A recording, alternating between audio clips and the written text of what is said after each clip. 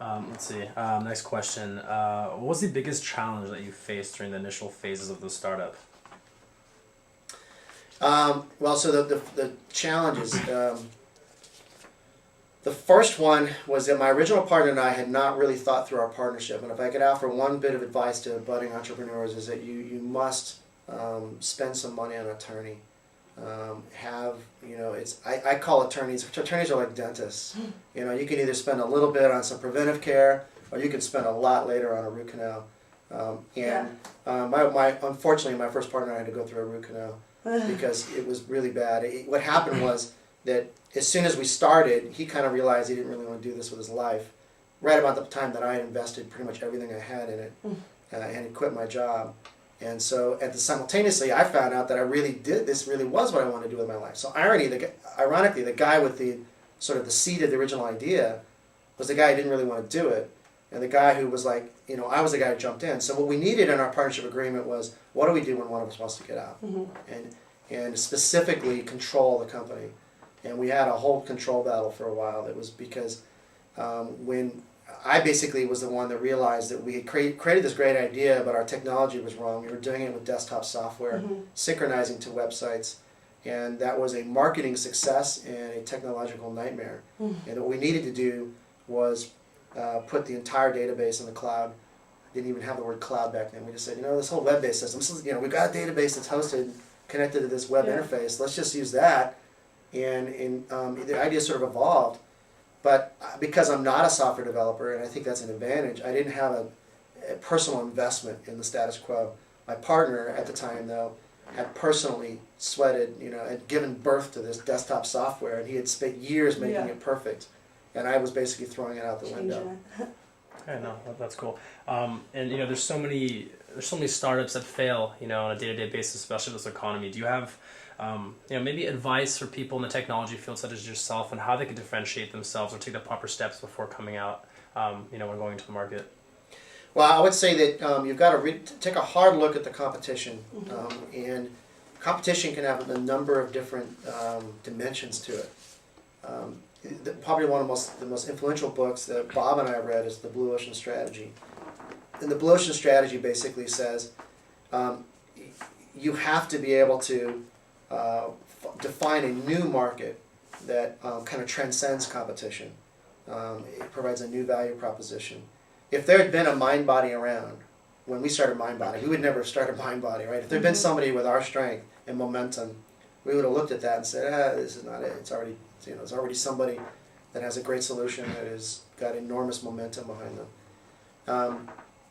And the second thing is that to let the marketplace, don't be too in love with your own ideas, let the marketplace pull you. So you convince the first early adopter clients to jump on board. You got to listen very carefully to what they're telling you. And let them kind of guide your path, because you don't know all the questions. You don't know all the answers. You don't even know all the questions when you start. You have to discover those things. The third is that a techie can't run the company.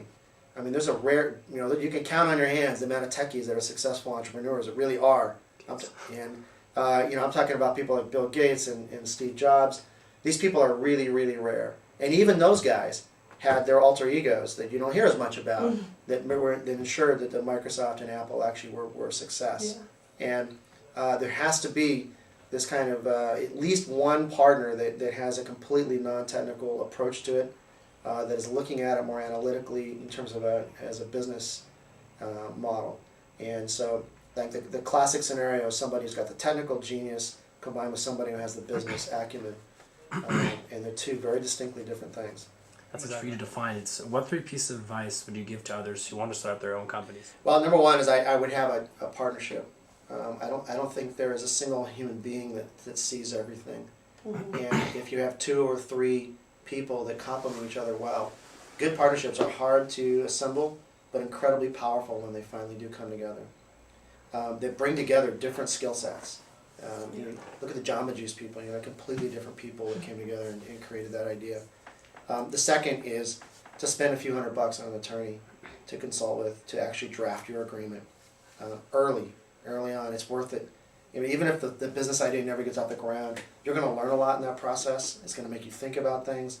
And You know, it's it's a few $100 wasted if it didn't work out. But even then, it's an education. The third is find somebody who'll buy. You know, there's incredibly powerful before you ever go approach and ask someone for money, that you found somebody. I mean, as an investor, that you found somebody who will actually pay you for the service or the product. That's worth more than all the business plans in the world, because and that person is not unique. They're not a one of a kind. They're representative of some marketplace that has, you know, real depth and size to it. I know this is the most important piece of advice I can give you, is don't chase the dollar. Chase your passion. You know, if there's some job, if there's some company that, you know, they're kind of lean on money and they can pay you, you know, $14 an hour with a college degree, you're thinking, that doesn't make any sense, and your parents may not be happy about it. But is something about it you're passionate about.